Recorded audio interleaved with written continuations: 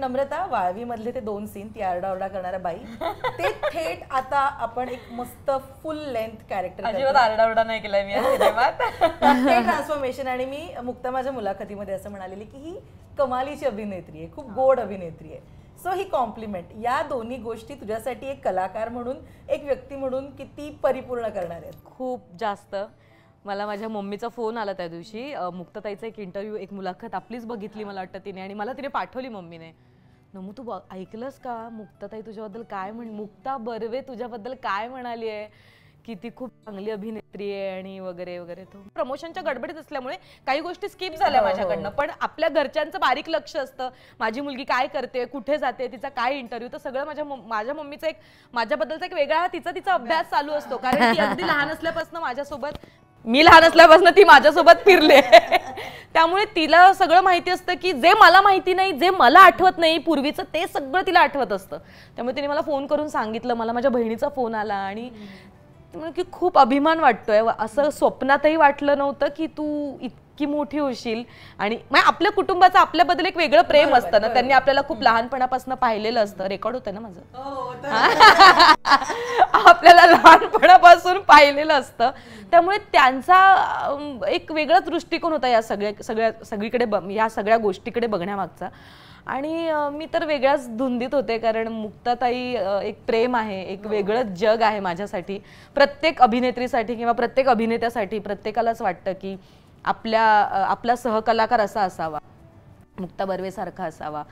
तर तिने हे बोलणं हे माझ्यासाठी मी एक कॉम्प्लिमेंट तर आहेच, पण हे माझ्या आयुष्यात मी हे काय म्हणूयात आपण, पुरस्कार आहे, एक पुरस्कार आहे माझ्यासाठी, हा वेगळा सन्मान आहे. हे तिने माझ्यासाठी हे असे उद्गार काढणं, तर मला खरंच खूप छान वाटतंय. आणि मी सांगू नाही शकत, म्हणजे कधी कधी मला असं खूप इमोशनल झालं होतं, पण माझ्यासाठी हे सगळं स्वप्न आहे आणि ते स्वप्न पूर्ण झालंय.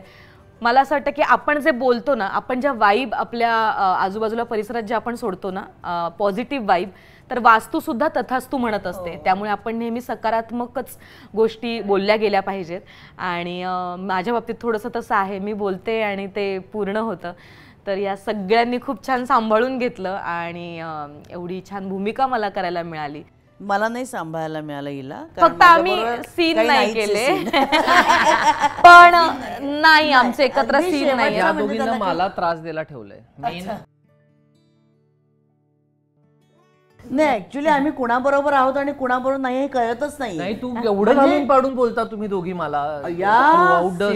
म्हटलंय कणा दाखवा, हे करा, ते तुझी आई म्हणाली तुला, तू ते सगळं पण बोलतेस, हे पाहिजे, तुमचा कंट्रोल पाहिजे. मग उलट मी केवढा पाठिंबा देते जावई बापूंना, गोट्या बापूंना. नाही, ते अशा म्हणत असते गोट्या बापूंना की तुमच्यात काही दम नाही, अशा ह्यानी चाललेलं असतं. ऍक्च्युली मी आणि सुप्रियाचा आमची भूमिका अशी नाही की आम्ही कोणाच्या बाजूने आहोत आणि कोणाच्या नाही, हे कळतच नाही शेवटपर्यंत. पण तो एक डायलॉग तुझा भारी आहे की मी पण आता धुणी धुतली, भांडी घासली, जुनं फ्रीज मधलं सगळं काढून, मला खूप आवडलं. जुनं सगळं पर्सनल अनुभव किती आहेत रे सारंग, का नाही आहेत? सारंग स्वतः एक मदतनीस आहे ऍक्च्युली, पॉलाच्या घरी तो मदतनीस आहे. नाही, आमच्या घरी काय आहे ना की खरंच म्हणजे असं कुठं वूड नाही पण टचवूड, पण आमच्याकडे ज्याला आपण इक्वॅलिटी म्हणतो ना, म्हणजे आपण समानता असावी स्त्री पुरुषामध्ये, ते चुकून झालंय. म्हणजे आम्ही भाडं एकत्र भरतो, आम्ही आजही, म्हणजे आता आम्ही 11 वर्ष एकत्र आहोत, पण आम्ही हॉटेलमध्ये गेल्यावर अर्ध बिल भरतो, कोणीही एक बिल नाही भरत. आम्ही आमचं सगळं जॉईंट अकाउंटमधनं होतं. घरातली कामं वाटली गेलेली आहेत, धुण्या भांड्यांपासून, म्हणजे अर्थात मावशी आहेत आमच्याकडे कामाला, पण जेव्हा त्या नसतील तेव्हा आम्ही रविवारी सुट्टी देतो ना, तर सगळं अर्ध वाटलं गेलेलं आहे. आणि ते आवडीने झालेलं आहे, म्हणजे कुठे असा निर्णय नव्हता झाला. मला नाही आवडत असं की जर का, म्हणजे काय फेमिनिझमचा अर्थ काय स्त्रीवादीचा, की रिस्पॉन्सिबिलिटी पण इक्वल असली पाहिजे, आणि तिलाही तेच वाटतं. तर त्याच्यामुळे ते पैसे पण ती कमवते, खर्चही आम्ही एकत्र करतो. असं मी आयुष्यात कधीही तिची बॅग उचलली नाही, हे इतकं नवीन आहे. तिला अजिबात आवडत नाही कोणी बॅग उचललेली, कोणी पार्किंग. मलाही नाही, बरोबर, ते चांगलंच आहे. मी म्हणतो ना, सगळी कामं करतो. हा, ते इतकं चांगलं, आणि असं नातं असेल ना तर ते टिकतं, असं माझं परामर्श. दोन्ही बाजूनी जर कल असेल, म्हणजे जर असं असेल की पुरुषावर डिपेंडन्सी जास्त असेल किंवा बाईवर डिपेंडन्सी जास्त तर ते अवघडच जाणार ते नात. पण ते इंडिपेंडंट आहोत आम्ही, त्यामुळे मी सगळं करतो. तू रविवारी सुट्टी देतोस तुझ्या हाऊस? हो, हे खूप ऍक्च्युली मी ते वाक्य मला एकदम आता लक्षात कारण आम्हाला असं वाटतं की आम्ही रविवारी घरी असतो, आम्हाला सुद्धा आमची एक प्रायव्हसी मिळते की कोणी येणार नाहीये, आम्ही आहोत, आमची मांजरं आहेत आणि आम्हाला जे हवं ते आम्ही स्वयंपाक करू शकतो, त्यांच्या आवडीने करायची गरज नाहीये. प्लस त्यांना एक दिवस जर ती सुट्टी दिली तर मोठ्या सुट्ट्या नाही घेत, मग त्यांना ते छोटे छोटे कामं करायला ते वापरून घेतात. तर ते खूप फायद्याचं पडतं मला, उलट त्याचा फायदाच होतो जास्ती. म्हणजे आमच्याकडे आम्ही कधी कधी असं सांगतो की येऊ नका, सुट्टी घ्या, पण ते आम्ही एकटं करून चालत नाही ना, बाकीच्या 4 लोकांनी पण करायला पाहिजे. त्यामुळे मग त्या म्हणतात एनिवे मी येणारच आहे, मग मी तुमच्याकडे आमच्याकडे नशिबाने ते 2च घरं करतात आमचं, कारण आमच्या मांजरांची पण काळजी घेतात हे ते, म्हणून आमच्याकडे पगार बऱ्यापैकी आहे आणि त्यामुळे त्यांना अजून एक घर करावं लागतं. तर त्यांनाही रिक्वेस्ट केली आणि लकीली तेही हो म्हणले. त्याच्यामुळे चित्रपटामध्ये आता आपण ट्रेलर मध्ये पण बघतो की शर्मिष्ठाच्याच तोंडीत एक वाक्य आहे की घर निवडताना दोनच गोष्टी बघा. अगदी खरंय. म्हणजे पण किती नाही म्हटलं ना आपली डिपेंडन्सी असते आपल्या घरात. अरे मी आता घर चेंज केलं 2 वर्षापूर्वी, तेव्हाही माझं तेच होतं. मी असं नव्हतं की ह्याच्यापेक्षा चांगल्या एरियात जाऊ शकत नव्हते का किंवा काय वगैरे. पैसा वगैरे हे तर आपल्याला मॅनेज करावंच लागतं, कारण शेवटी अंथरूण बघून पाय पसरावे लागतात.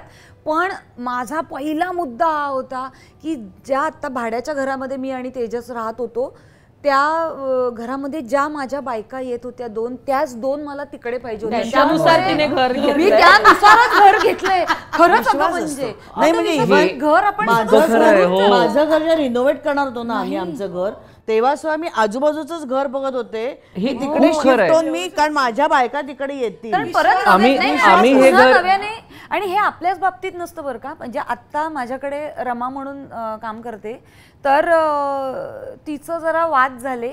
अजून एका घरात काम करत होती ती आणि शेवटी त्यांनी सांगितलं नको येऊ वगैरे वगैरे सगळं झालं. आणि मग तिचं चालू झालं की ताई बघा ना अजून एक कोणतं काम असेल माझ्यासाठी तर बिल्डिंगमध्ये सांगा वगैरे वगैरे. एका पॉईंटला मी तिला सांगितलं, म्हटलं ऐक, परत नवीन बाई तिच्याबरोबर तू जुळवून घेणार, तुझ्या ज्या सवयी आहेत त्या समोरच्याने एक्सेप्ट केलेल्या आहेत आणि तिच्या सवयी तू केलेल्या आहेत, तर नवीन काहीतरी शोधण्यापेक्षा त्यांनाच सॉरी म्हण, मोठेपणा दाखव तू मनाचा.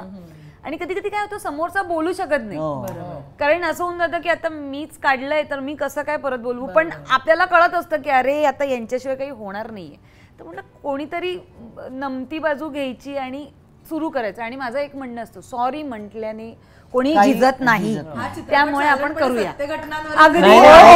आम्ही जेव्हा नवीन घरी शिफ्ट झालो ना, तर पहिल्या दिवशी आम्ही बसून काय करतोय की ह्यांच्या बस रूट आहे की नाही तिकडे, कारण आम्हाला माहितीये की त्या बसनी येणार आणि मग त्या म्हणतील की त्याच्यामुळे उशीर. आम्ही शोधतो की इकडे बस आपल्या इथं कुठे, मग कळलं की आमच्या इकडे एक बस स्टॉप आहे, तिथे डायरेक्टली त्यांच्या घराच्या इथून बस आहे. माझी पण कोमल आपणच नाही विचार करत, कारण आता आमच्या आधी माहीमला राहत होत्या आणि मग त्यांचं रिडेव्हलपमेंट वगैरे चालू आहे, त्यामुळे त्यांना ठाण्याला जावं लागलंय. तर म्हटलं तिकडची 4 घरं मी देते ना तुम्हाला शोधून, नको नको, मला हे बरं पडतं, माझी घरं मी त्यांना सुद्धा इथे आपल्या घरी येणं कम्फर्टेबल की नको ते मला अजून एक नवीन घर बघा, मग ती लोक कशी असतील, नकोच. मी एक वेळ मला प्रवास पत्करेल, मी इथे येईन. हो सेम. हा त्या सुद्धा विचार करतात. पण आणि आपण घरातलं आता असं म्हणजे बऱ्याचदा असं होतं की आपण जे शिजवतो, आपण जे ताजं खातो तेच आपण त्यांनाही म्हणजे आमच्याकडे तर आम्ही असा नियमच केलाय की त्या ठाण्यावरून एवढा लांबून नाश्ता आपल्याकडे करा, जो काय आपण करू किंवा नाही केला म्हणजे त्यांना सांगतो तुम्ही पोळी भाकरी करून घ्या. दुपारी आपण असं वाटतं तिला जेवण दुपारी आपल्याला वाटतं की कधीतरी आता जरा उन्हाळा आहे तर मंगलताई ज्या सगळी साफसफाई करायला येतात त्या जरा उशिरा येतात माझ्याकडे दुपारी. तर मग तेव्हा असं होऊन जातं की अरे आता मी जरा वॉटरमेलन ज्यूस मागवतीये, तर मग मी स्विगीवरनं मागवते, तर ताई तुम्ही पण हा चालेल चालेल. पहिल्या नाही म्हणायच्या.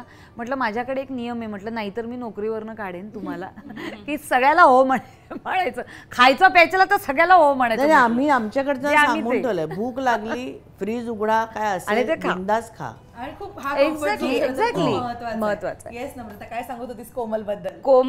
तर कोमल बद्दल असं सांगत होते की गेले 3 वर्ष कोमल माझ्याकडे आहे. कोमल जेव्हा सुरुवातीलाच माझ्याकडे कामावर रुजू झाली तेव्हा एक पुढच्या 5 महिन्यामध्ये तिला दिवस गेले आणि मग दिवस गेल्यानंतर मग मलाच असं झालं की तू नको कामावर येऊस, कारण मी नुकतीच त्यातनं आले होते. तर मग मी तिला म्हटलं की तू नको आता कामावर येऊस, मग कधी येशील आता किंवा तू कोणाला पाठवशील. तर तिने तिच्या बहिणीला वगैरे पाठवलं होतं. पण मला कोमलची त्या वर्षभरामध्ये इतकी सवय झाली होती की मला कोणाच्या हातचं आवडेच ना. तर आणि मग आईंनाही असं वाटायचं की अरे ते तसं नाही होतंय. म्हटलं ती कोमलसारखं नाही करणार आई, कारण ती आपल्याकडे कोमलच्या जागी आलेली आहे. त्यामुळे आता आपण जे काही आहे ते समजून घेऊयात. पण मग मी नंतर एकदा कोमलला फोन केला, जेव्हा कधी तुला असं वाटेल की मला आता काम करायचं आणि मला काम सुरू करायचं, तर प्लीज कोमल पहिला फोन तू मला करणार आहेस आणि तू माझ्याकडे पुन्हा येणार आहेस. आणि तिने बरोबर 6 महिने तिच्या बाळाला दिले आणि 6 महिन्यांनी मग ती एकदा घरी आली होती, बाळाला घेऊन आली. मग बाळाला ती पहिल्यांदा घेऊन आली तर त्याला मी छान छोटेसे म्हणजे त्याचे कपडे आणि मग छान चांदीचं काहीतरी त्याला पैंजण साखळी वगैरे असं दिलं. म्हणजे मला म्हणजे खूप असं आपलं घरातलं सारखं वाटतं आणि खूप छान वाटलं मला की अगं आलीस परत पहिल्यांदा तर माझ्या घरी, तर हे सगळं मी करीनच. पण म्हणजे तू माझ्याकडे कामावर येण्यासाठी म्हणून नाही, पण तिच्याबद्दल ती एक आपुलकी निर्माण झाली होती. आपण म्हणा ताई, माई, मावशी असंच हाक मारतो. म्हणजे घरातला एक भाग आहे. कुठलीही स्त्री आपल्या घरात आली बाळाला घेऊन किंवा अशी सुद्धा सवाष्ण आली तर आपण तिला काहीतरी गिफ्ट दिल्याशिवाय असं पाठवत नाही. तर ते एक नातं आमच्यात तयार झालं होतं आणि मग त्यानंतर ती पुन्हा रुजू झाली. सो ती आता अजूनही माझ्याकडे आहे. तुमच्याकडच्या ज्या बाई आहेत तुम्ही काय म्हणता, मदाम म्हणता की काय म्हणता? म्हणतो त्यांना, पण नावाने. पण ती असं विचारते त्याचं कारण आमच्या ज्या मावशी आहेत, मावशी नाही म्हणायला पाहिजे, खरं माझं वय इतकं की त्यांना मी मावशी म्हणणं योग्य नाही, पण त्या इंग्लिशमध्ये बोलतात आणि फक्त इंग्लिशमध्ये बोलतात. मी प्रयत्न करू का तिला फोन? हो, पण हे कसं काय म्हणजे? सो त्या बिहारी कॅथलिक आहेत आणि बांद्र्यात आणि माहीममध्ये वाढलेल्या आहेत, कायम चर्चमध्ये गेले आहेत, इंग्लिश मीडियम कॉन्व्हेंट शाळेत शिकलेल्या आहेत. तर त्याच्यामुळे त्या इंग्लिशमध्ये बोलतात आणि आम्ही बांद्र्यात राहण्याचंच कारण ते होतं की पॉलाला मराठी येतं पण ते एवढंही येत नाही की अगदी सगळं बोलता येईल. तर ओव्हरऑल बांद्र्यामध्ये इंग्लिशमध्ये तुम्हाला सगळं म्हणजे आमच्या इथे माझा एक तो स्टँडअपमधला जोक आहे की आमच्याकडे भेंडीला ओकरा म्हणतात. तर ते हां, तर ते ओकरा म्हटली ती तरी कळेल लोकांना काय मागायचं आहे. तर त्या एरियात आम्ही मुद्दाहून राहतो, तिच्यासाठी ते सोयीचं पडतं. आणि मग तिथे आम्ही शोधत होतो तर आम्ही म्हटलं की इकडे इंग्लिश बोलणारे असतात का असं विचारूयात तरी. तर आम्ही काय वंदनाताईच्या घरात राहायचो आम्ही. ते कॅथलिक चाळ होती, म्हणजे वनारकी खोल्या असतात ना आपल्या चाळी, तर तशीच चाळ होती ती. त्या चाळीत आम्ही राहत होतो आणि त्या चाळीत काम करणाऱ्या या ताई अस्खलित इंग्लिश बोलतात, माझ्याहून चांगलं इंग्लिश बोलतात. तर त्याच्यामुळे ती विचारत होती की मॅडम म्हणतात की नाही. आपण ऐकूयात ना जरा त्यांचं इंग्लिश. प्रयत्न करू मी, चालेल. ते उचलतील की नाही मला. तुमच्याकडे किती तासांचं काम असतं? तुमच्याकडे किती तासांचं काम असतं? आमच्याकडे 2-2-2.5 तास. मग त्याच्यानंतर ते काय करतात? तुझ्याकडे ट्युशन लावते ना त्यांची. व्यस्त आहे त्यांचा आशाताई मोड चालू आहे, घरी कोणी नाहीये ना, तर त्याच्यामुळे त्या व्यस्त आहेत जरा. फोनवर अशा किती बिझी असतात चित्र? तेच आहे. सतत नाही, पण ते जेन्युइनली फोन येत असतात आणि नेमकं काहीतरी असं होत असतं की मग मालकीणबाई येतात मागून आणि मग नाही सॉरी असं होतं ते. पण नाही, तिची एक बाजू आहे, तिचं एक म्हणणं आहे, तिचा एक व्याप आहे तिच्या कामांचा. तर असं काही नाहीये अख्ख्या सिनेमात की मी सतत फोनवर असते वगैरे, असं नाहीये. पण असं एक कॉमन असतं की त्यांचे सतत फोन चालू असतात आणि काहीतरी वियर्ड अशी रिंगटोन असते, जोरात लाऊड म्युझिक असतं.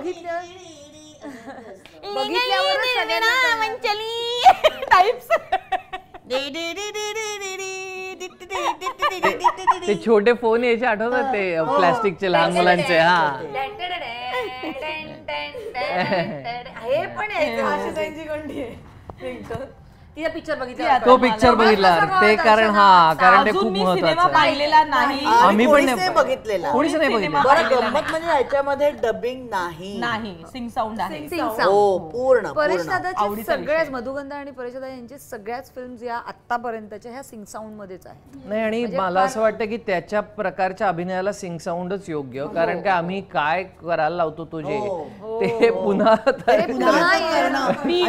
भावना येणं म्हणजे प्राणनाथजींसारखं करायला अगदीच आग्रह तोच असतो. ते संपूर्ण कॉस्ट्युम करून डबिंग करायचे. तो feel येण्यासाठी. तसं ट्राय करू. पण ना फिल्म बघताना मी नक्कीच एवढं सगळं सांगेन की each and each and every गोष्ट जी आहे ना, म्हणजे छोट्या छोट्या गोष्टी या तुम्हाला रिलेट होणार आहेत पिक्चरच्या. मेसेज कर ना मेसेज करून ठेवतो. इंग्लिश एवढी मध्ये. उत्सुकता आहे ना मला त्यांचं इंग्लिश ऐकायला, मी सांगू नाही शकत. मी पहिल्यांदाच हो ना? ऐकलंय काहीतरी. खरंच नम्रता, पण ही ऍक्च्युली ना ही कम्युनिटी खूप मोठी आहे. तू आपण प्रत्येक सोसायटी खाली बघितलं ना तरी ग्रुप असतो एक, त्या सोसायटीमध्ये काम करणाऱ्या, किंवा मग ती इकडे नाही आली पाहिजे, आपली तिकडे नाही गेली पाहिजे, असं साधारण ते कॉन्व्हर्सेशन असतं. पडद्यामागे ऑब्व्हियसली परिसरांनी अभ्यास करून घेतलास तुमचा, तरी सुद्धा परफॉर्म करताना, रोज सेटवर जाताना तू स्वतःला एक गोष्ट सांगायचीस किंवा लक्ष दिलंस तू ही भूमिका करताना, ते काय होतं? एकतर मी माझ्या बिल्डिंगमध्ये ज्या मदतनीस ज्यांच्याकडे कामाला जायच्या त्यांना मी खूप ऑब्झर्व करत होते. त्यातल्या काही मदतनीस होत्या त्या अगदी चापून चोपून यायच्या, काही मदतनीस लांबून यायच्या, थोडंसं भुरे भुरे केस आणि 10 घरची कामं पहाटे 5 वाजल्यापासून त्या निघतात आणि संध्याकाळी घरी जातात, अशाही बऱ्याच मदतनीस मी पाहिलेल्या आहेत. तर त्या सगळ्यांमधलं छोटं छोटं छोटं छोटं घ्यायचा मी प्रयत्न केला. आणि माझ्या भूमिकेसाठी मी माझा एक छोटासा अभ्यास केला होता की मी हेअर ड्रेसरला मला ती रिक्वायरमेंटच नको होती की मला हेअर ड्रेसरच नको होती. माझे केस मी माझ्या हाताने करणार, म्हणजे एक माझं छोटं छोटं काय म्हणत ती भूमिका मला जगायची होती, मला ते मी त्यात घुसायचं होतं त्या कॅरेक्टरमध्ये. म्हणून मी ह्या सगळ्या गोष्टी माझ्या हे केल्या होत्या की माझ्या मी कंगवा नाही यूज केला. मी ज्या दिवशी शूटिंग असेल त्या दिवशी मी असे केस धुवून, कारण माझे केस धुतले की खूप जास्त सिल्की आणि खूपच जास्त छान दिसतात आणि शाईन होतात, तर मी ते एक ठरवलं होतं की तसं नाही करायचं. मग मी माझा आंबाडा घालायचे, माझा रबर लावायचे, असं बारीक बारीक गोष्टी. मग साडी नेसताना पण मी थोडी अघळपघळ ठेवली होती, कारण माझ्या घरी माझा जो नवरा मला जी वागणूक देत होता, म्हणजे आता ते सिनेमात दिसेल चित्रपटात माझा नाही, चित्रपटातल्या आशाला तिचा नवरा जी वागणूक देत होता ती पाहता तिला स्वतःकडे बघण्यासाठी खरंच वेळ नसायचा. आणि मग कसं तरी घरचं आवरून, सगळं आवरून, पाणी भरून, हे करून, घरचं स्वयंपाक, मुलाचं सगळं आवरून मग ती निघायची. त्यामुळे मग साडीला कसा तरी आपण घ्यायचा पदरपिन. म्हटलं मला साडी नेसवायला, मला माझा ड्रेस घालायला, माझी केशभूषा करायला मला कशासाठीच कोणीच मदतनीस नकोय. मी माझी मदत मी स्वतः करणार. तर हा मी माझा छोटासा मी अभ्यास केला. केशभूषा, वाह. केशभूषा त्याच्यावरनं पण एक तो जे मी म्हटलं ना टोमणे, हो, तर जर का हेअरला थोडा वेळ लागतोय कोणाच्या, तर तो येणार आतमध्ये आणि म्हणायचा की केशभूषा सगळ्यात महत्वाची असल्यामुळे ती संपल्यावर आपण चित्रीकरण सुरू तुम्ही गाणी म्हणजे पहिले तर तुम्ही प्रमोशनल सॉन्ग आउट केलं नाच ग घुमा, आणि कमालीचं म्हणजे आता ते फीड ना इंस्टाग्रामवर नाच ग घुमाच चालू आहे. म्हणजे प्रत्येक जण कोणत्याही गाण्याला रीलला ते नाच ग घुमा हेच गाणं आहे. त्याच्यानं तुम्ही गडबड गीत आणलं. सो हे दिसतंय की प्रमोशनल एक सॉन्ग आहे किंवा मेकिंग दिसतंय आम्हाला गडबड गीतवरनं. तर असं असतं ना की चित्रपटामध्ये एक असं इमोशनल गाणं असायला पाहिजे किंवा एक लव्ह सॉन्ग असायला पाहिजे, एक धमाल मस्ती, एक आयटम नंबर, असं सगळं एक गणित असतं एखाद्या चित्रपटाचं. या 2 गाण्यांच्या पलीकडे, त्यांची धमाल तर सांगाच मला, या पलीकडे अजून काय सरप्राईज आहे सारंग? अजून 2 गाणी आहेत जी येतील सावकाश. एक ह्याच्यामध्ये ते ऍक्च्युली ते गाणं नाही, ते स्टंट आहे. म्हणजे मी माझे स्टंट्स पहिल्यांदा केलेत सिनेमात, कारण मी गायलोय त्याच्यात. मुक्ताताई आणि सारंग आणि मायरा. तुम्ही म्हणजे जेवढं आपल्याला मिशन इम्पॉसिबल वगैरे बघताना वाटतं ना की ह्यांनी कशी ही उडी मारली ह्याच्यावरनं, तर तसंच ते पॉसिबल केलंय. तर तसं आहे. आणि त्यांनी हट्ट केला की ते भेसूरच असावं, तुम्ही ऑटो ट्यून करू नका, त्यामुळे तुम्हाला त्या सुरात ऐकावं लागणार आहे मला. तर तसं एक गाणं आहे. पण तुला आहे कसं थोडंसं म्हणजे असतं ना आपल्याला माहिती असतं गाण्याबद्दल, असं काही आहे मला? मी गाणं ऐकताना सुद्धा सूर बदलू शकतो. इतका म्हणजे ते चांगल्या सुरात गात असतील तरी मी बेसूर ऐकू शकतो, इतकी ताकद ऐकू शकतो. एवढी ताकद आहे माझ्यात. पण मी म्हंटल तुला रिस्क घ्यायची तू घे, आणि त्यांनी घेतली ती रिस्क. मुक्ता पण गायली. असं एक गाणं आहे ते अगदी मी म्हटलं तसं पात्रच गातात असं आहे. आणि एक माझ्यात एक लाडकी ट्यून आहे जी अजून आउटच नाही झालेली, ते तुम्ही ट्रेलर मध्ये त्याची एक झलक ऐकले.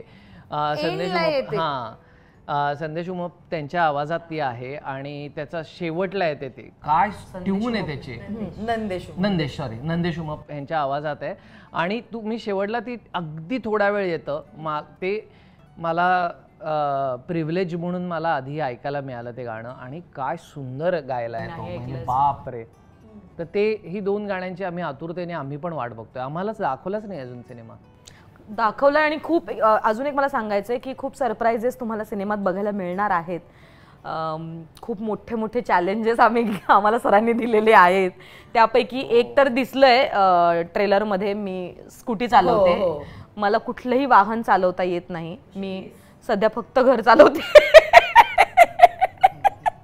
त्यामुळे मला कुठलंही वाहन चालवता येत नाही. एकत्रितपणे आम्ही घर नाही एवढंच जमतंय आणि मी शिकले. मला टू व्हीलरची प्रॅक्टिस करत होती. किती वेळ सेटवर चालायचं सेटवर आणि एक स्कूटर आणून ठेवली होती. त्या निमित्ताने मला काही सांगतोय हा 4 टू व्हीलर पण घेणार आहे नवीन घरी.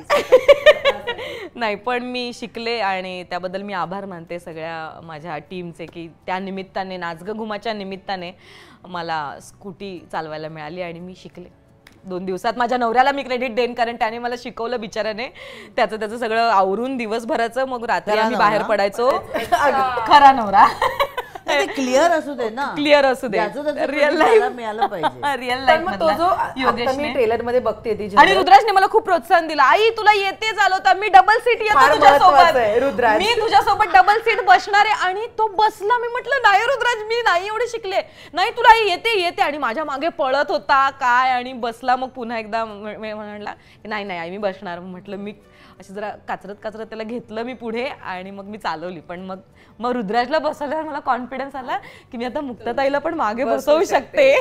तो सीन किती टेक मध्ये केलास तू? कुठला? तो गाडीवरचा. कॉन्फिडन्स लेवल हाय होती का तेव्हा पण? नाही कारण एक तर मुक्ताताई मागे बसणार होती त्यामुळे ती एक वेगळी जबाबदारी माझ्यावर होती. पण मी त्याआधी खूप प्रॅक्टिस केली सीन सुरू व्हायच्या आधी, की सीन सुरू झाल्यानंतर माझ्यामुळे रिटेक नको. कारण आमच्याबरोबर सगळे आमची सिनियर मंडळी आणि सगळेच अख्खी टीम, चित्रपटात जेवढे कलाकार दिसले तेवढे सगळे कलाकार क्लायमॅक्समध्ये असणार होते. तर माझ्या डोक्यात ते होतं की माझ्या त्या रिटेकमुळे त्यांना कोणाला, कारण उन्हातान्हाच आम्ही शूट करणार होतो, पुन्हा एकदा मी रिअल लोकेशनवर शूट करत होतो. त्यामुळे मी खूप प्रॅक्टिस करून घेतली होती आधीच. फक्त मुक्ताताईला बसवलं नव्हतं. मग माझी एक आर्ट डिझायनर होती, तिला मी ऐश्वर्याला मागे बसवलं होतं. मला झेपतंय की नाही झेपत आहे, मुक्ताताईला परत त्रास नको. आणि पण नाही मी जास्त रिटेक नाही घेतले. पण मुक्ताताई पण मला मागून नमा स्माइल फेस, हो छान तुला जमतंय, तुला येतंय, छान चालवतीयस, वाव. ते जे तिने असं शेवटी केलं ना तर आम्ही त्याच गप्पा हो भारी वाटतंय, एन्जॉय करते मी, वा असं करत आम्ही तो सीन केलाय. सो खूप मज्जा आली मला. आता तर पडद्यावरच एवढ्या गोष्टी घडल्या, जेव्हा तुम्ही काम करत असाल तेव्हा तर दंगाच असेल. अनेक सीन, प्रत्येक जण तुम्ही स्क्रिप्ट बद्दल डायलॉग बद्दल सांगताय मला, पण ना असा एखादा सीन असतो किंवा एक मुवमेंट असते की त्याला टच करून जाते त्या चित्रपटाबद्दलची किंवा स्क्रिप्ट बद्दलची. चौघांसाठी प्रश्न आहे हा. कोणती मुवमेंट होती की जी खूप भावली किंवा टच करून गेली तुम्हाला? त्यातली एक आम्ही नाही सांगू शकत कारण तो क्लायमॅक्स. मला असं वाटतं की कोणीच सांगू नये. मी तर म्हणेन की मला मध्यांतर एवढंच. आता मध्यांतर काय आहे आम्ही माहिती नाहीये, आम्ही नाही सांगू शकत. पण तू खरंच सिनेमा बघा, म्हणजे ह्याच्यातली मजा मस्ती बाजूला तो जे आपल्याला देऊन जातो ना माणूस म्हणून, तर ते खूप महत्वाचं आहे. म्हणजे फारच महत्वाचं आहे ते. आणि आम्ही जसं ऐकायला घेतला पहिल्यांदा सिनेमा, पहिल्यांदा जेव्हा परेशने सगळ्यांना वाचून दाखवला तेव्हा पहिले 15-20 मिनिटं दाखवत होतं की असं वाटत होतं की आता हेच असणार आहे का, म्हणजे हा ह्युमर. आणि मग तो आपण ज्याला म्हणतो ना घुसतो, तर तसा तो एकदम एका पॉईंटला असं होतं की अरे बापरे असं आहे का, बरं. तर ते बघायलाच जातो मी, ते आम्ही बोलू नाही शकत. फुलकं ह्युमर, मग मध्येच इमोशन्स, मग मध्येच पुन्हा त्याच झोनमध्ये नाही राहत आहोत. लिखाणात इतकी ताकद आहे दोघांच्याही की ते परत इमोशनमधनं परत तुम्ही हलक्या फुलक्याकडे येता आणि मग पुन्हा कसे टच करतात. सो खूप अप अँड डाऊन आहेत आणि मला असं वाटतं ते बघा. मला टच झालेले काही सीन आहेत, म्हणजे ऑफकोर्स आता क्लायमॅक्स आहे त्यामुळे तो सीन तर मी सांगूच शकत नाही, कारण ते सरप्राईज आहे, ते अजून कुठेच रिव्हील झालेलं नाही अख्ख्या या प्रमोशनच्या ह्याच्यामध्ये, ट्रेलरमध्ये, टीजरमध्ये, गाण्यांमध्ये कुठेच ते दिसणार, ते डायरेक्ट थिएटरमध्येच तुम्हाला बघायला मिळेल. तो एंड बघता तर आता उत्सुकता हा आहे की काय ह्याचं क्लायमॅक्स आहे, याच्यात मध्यांतर काय आहे आणि याच्यात क्लायमॅक्स पण एक मोठं चॅलेंज माझ्यासाठी आणि मुक्ताताईसाठी होतं, खूप जास्त मोठं, कारण ते तसं आम्ही कधी फार केलेलं नाही आणि ते करण्याची संधी सरांनी दिली. पण काही काही सीन आहेत माझ्या वाट्याला ज्याच्यात मला संधी मिळाली आहे माझी दुसरी बाजू दाखवण्याची, तर ते मला खूप टच करून गेले. आणि ते ज्या पद्धतीने मधुगंधाताईने लिहिलेत, मुक्ताताईच्या तोंडी तिचे काही संवाद आहेत, माझे काही संवाद आहेत, काही जे काही डायलॉग्स आहेत, ते जे काही मधुगंधाताईने लिहिलेत आणि ते परफॉर्म करण्याची जी मला संधी मिळाली आहे ते मला कुठेतरी टच करून गेले. आणि तिथेही तिचं एकही वाक्य, एकही स्वल्पविराम, पूर्णविराम न हलवता तसंच्या तसं ते आम्ही म्हणालोय, ते डायलॉग आम्ही बोललोय आणि ते जास्त टच झालेत मला आतून. आणि माझा एक फेवरेट सीन आहे ज्याच्यात मी रडते की वेळ चुकली हो ताई, तो माझा सगळ्यात फेवरेट, म्हणजे खूप जास्त फेवरेट सीन आहेत पण तो सगळ्यात जास्त फेवरेट सीन आहे मला अख्ख्या सिनेमात, मला आवडलेला. म्हणजे हास्यचित्र जेवढीही हसवते तेवढीच इथे तुम्हाला इमोशनल, म्हणजे तुम्ही डोळ्यात पाणी येतच. म्हणजे ज्यावेळेला मला अजूनही आठवतंय, आणि मुक्ता जितकी गंभीर वगैरे सीन केले तेवढं तिने हसवलंय. तर एक हे मला अजूनही आठवतंय की आम्ही शूट चालू होतं आणि जो मी मध्यांतरचा जो म्हणतीये तो शूट झाला आणि आमच्याकडे ऑनलाईन एडिट लगेच तिकडेच होतं, त्यामुळे मी आणि मधुगंधा जाऊन लगेच तिथे बसलो की काय झाला सीन आणि कसं हे बघायला. म्हणजे परिषदांनी ओके केला होता त्याचा काही, मग नंतर आम्ही आपले जायचो, तर मी बघायला लागले आणि ते बघतानाच मला ते बरं मला माहिती आहे, मला सगळं माहिती आहे काय होणार आहे काय नाही, पण तरी ते इतकं भरून आलं, इतकं रडू यायला लागलं. इवन क्लायमॅक्सला सुद्धा जेव्हा होतं आणि मी आणि मधुगंधा पण बसलेलो आहोत, फिल्ममध्ये आहोत तिथे त्या शॉर्टला सीनला, तर ते घडतानाही आम्ही हळूहळू सांगत नाहीये, पण त्यावेळेला सुद्धा त्या क्लायमॅक्स घडताना सुद्धा ते संवादच इतके सुंदर आहेत, ते नाट्यपूर्ण इतकं छान घडवलं गेलेलं आहे की आपोआप तुम्हाला रडवतं. त्यामुळे नम्रताने उलटी बाजू आहे आणि मुक्ताची एक वेगळी बाजू आहे. कमाल. तर आता कळलंय मला ना, पण मला एक ह्या निमित्ताने असं सांगायचंय की जे काही थोडंफार मी ह्या सिनेमात केलंय किंवा खूप जबाबदारीने केलंय, कारण जबाबदारी यासाठी खूप मोठी जबाबदारी, आपल्याला जर आपल्या अंगावर एखाद्याने एवढी मोठी जबाबदारी टाकली तर आपलं कर्तव्य आहे की आपण ती 100% मेहनत करून आपण ती पार पाडली पाहिजे. त्यामुळे एक मोठं टेन्शन होतं माझ्या डोक्यावर की परेश मोकाशी, मधुगंधा कुलकर्णी, मुक्ताताई एवढी सगळी मोठी नट मंडळी, तर आपल्याला आपण 100% आपण प्रयत्न करायचा आपलं चांगलं काम करण्याचा. पण मला या सगळ्यामध्ये खूप जास्त मदत झाली ती परेश सरांसोबतच मुक्ताताईची, कारण इतकी बलाढ्य अभिनेत्री आपल्या समोर असताना तिने कधीच मला भासवू दिलं नाही की मी एक खूप मोठी ॲक्ट्रेस आहे किंवा मी एक काय म्हणूया त्या आतापर्यंत मी सगळे सुपरहिट सिनेमे दिलेत, कारण माझ्या आयुष्यातली सगळ्यात तिची आवडलेली फिल्म, तिचीच असं नाही, एक आवडलेली फिल्म जोगवापासून मी जास्त प्रेमात पडले, आधीपासूनच होते पण तेव्हापासून मी जास्त प्रेमात पडले.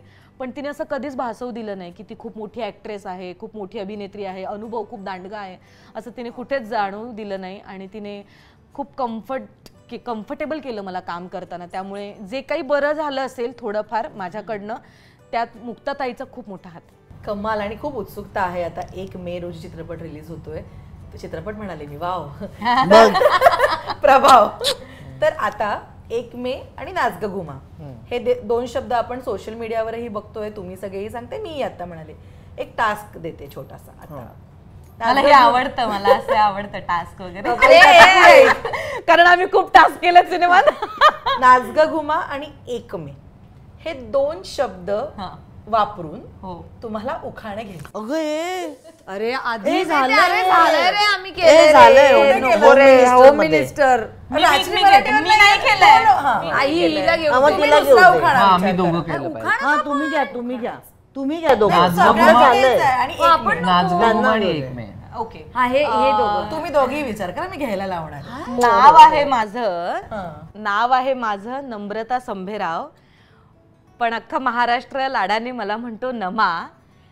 नाव आहे माझं नम्रता संभेराव, पण अख्खा महाराष्ट्र प्रेमाने मला म्हणतो नमा. 1 मे पासून आमचा चित्रपट प्रदर्शित होतोय, नाच ग घुमा.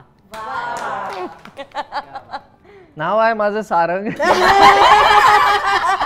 नाव आहे माझं सारंग, हिला म्हणतात ना मा.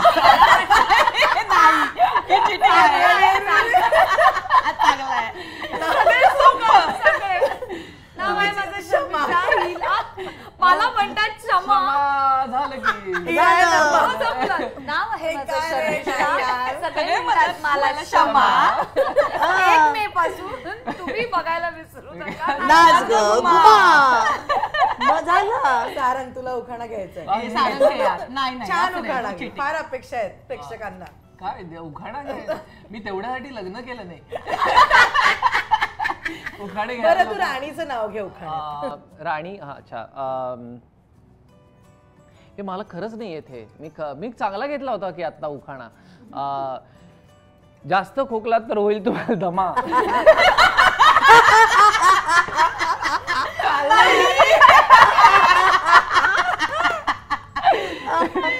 प्रदूषण जर का वाढलं तर माणसाला होतो दमा. त्यामुळे स्वच्छ मनाने बघा 1 मेला नाच गो घुमा.